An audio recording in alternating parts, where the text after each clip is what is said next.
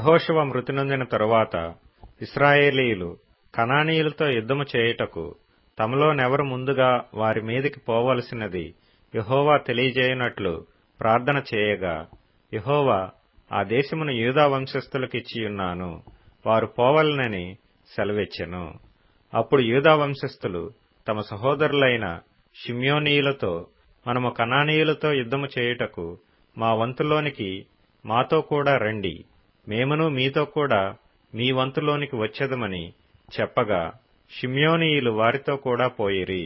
కనానీయుల మీదికి యూదా వంశస్థులు పోయినప్పుడు యెహోవా కనానీయులను పెరిజ్జీయులను వారికి అప్పగించెను గనుక వారు బెజకులో 10,000 మంది మనుష్యులను హతము చేసిరి. వారు బెజకులో అదోనీ బెజకును చూచి వానితో యుద్ధము చేసి కనానీయులను పెరిజ్జీయులను హతము చేసిరి. అదోనీ బెజకు పారిపోగా వారు అతని తరిమి పట్టుకొని అతని కాళ్ళు చేతుల బొటనవ్రేళ్లను కోసివేసిరి. అప్పుడు అదోనీ బెజకు తమ కాళ్ళు చేతుల బొటనవ్రేళ్లు కోయబడిన 70 మంది రాజులు నా భోజనపు బల్ల క్రింద మొక్కలు ఏరుకొనుచుండిరి. నేను చేసినట్లే దేవుడు నాకు ప్రతిఫలమిచ్చెననెను. వారు యెరూషలేమునకు అతని తోడుకొని రాగా అతడు అక్కడ చనిపోయెను. యూదా వంశస్థులు యెరూషలేము మీదికి యుద్ధము చేసి దానిని పట్టుకొని కొల్లబెట్టి ఆ పట్టణమును కాల్చివేసిరి. తరువాత యూదా వంశస్థులు మన్యముల యందును దక్షిణ దేశమందును లోయ యందును నివసించిన కనానీయులతో యుద్ధము చేయుటకు పోయిరి. మరియు యూదా వంశస్థులు హెబ్రోన్లో నివసించిన కనానీయుల మీదికి పోయి షేషయిని, అహీమానును, తల్మయిని హతము చేసిరి. ఆ హెబ్రోను పేరు కిర్యతర్బా.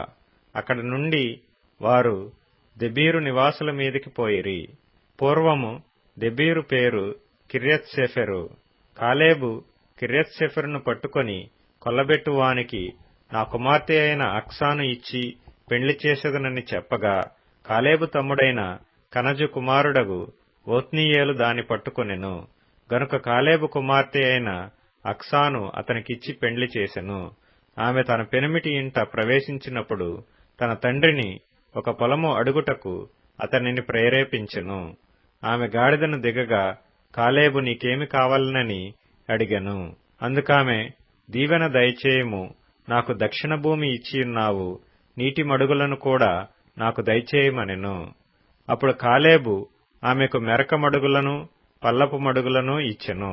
మోషే మామయైన కేయును కుమారులు యూదా వంశస్థులతో కూడా ఖర్జూర చెట్ల పట్టణములో నుండి అరాదు దక్షిణ దిక్కులోని యూదా అరణ్యమునకు వెళ్లి అక్కడ చేరి ఆ జనముతో నివసించిరి.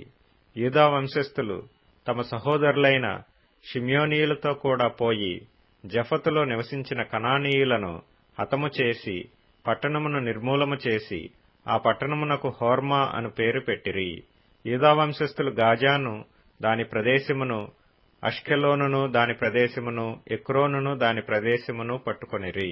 యెహోవా యూదా వంశస్థులకు తోడై ఉన్నందున వారు మన్యదేశమును స్వాధీనపరచుకొనిరి. అయితే మైదానమందు నివసించు వారికి ఇనుపరథములున్నందున వారిని వెళ్లగొట్టలేకపోయిరి. మోషే చెప్పినట్లు వారు కాలేబుకు హెబ్రోనునియ్యగా అతడు 3 అనాకీయులను అక్కడ నుండి పారదోలి దానిని స్వాధీనపరచుకొనెను.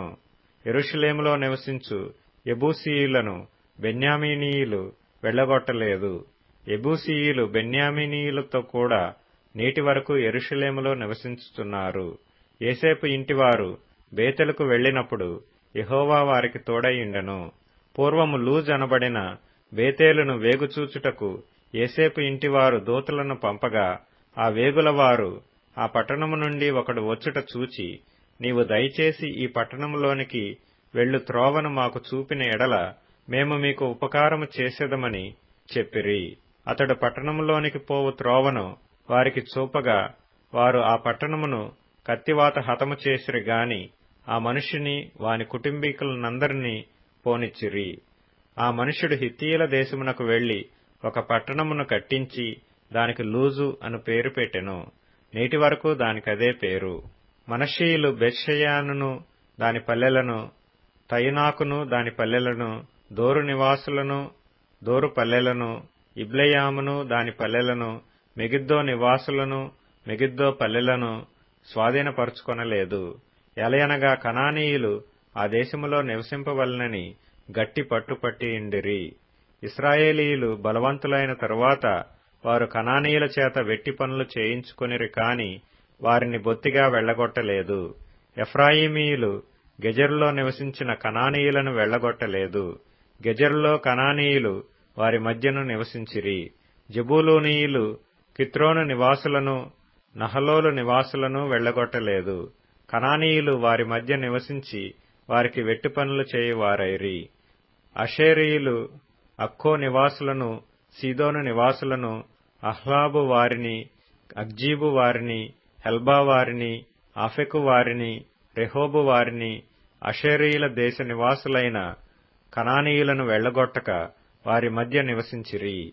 నఫ్తాలీయులు బెత్షెమెషు వారిని, బేతనాతు వారిని వెళ్లగొట్టలేదు గాని బెత్షెమెషు నివాసుల చేతను బేతనాతు నివాసుల చేతను వెట్టి పనులు చేయించుకొనిరి.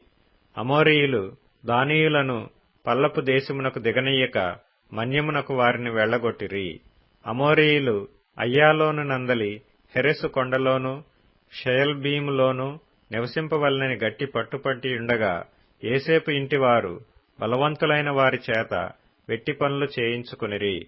అమోరీయుల సరిహద్దు అక్రబ్బీము మొదలుకొని హస్సేలా వరకు వ్యాపించెను.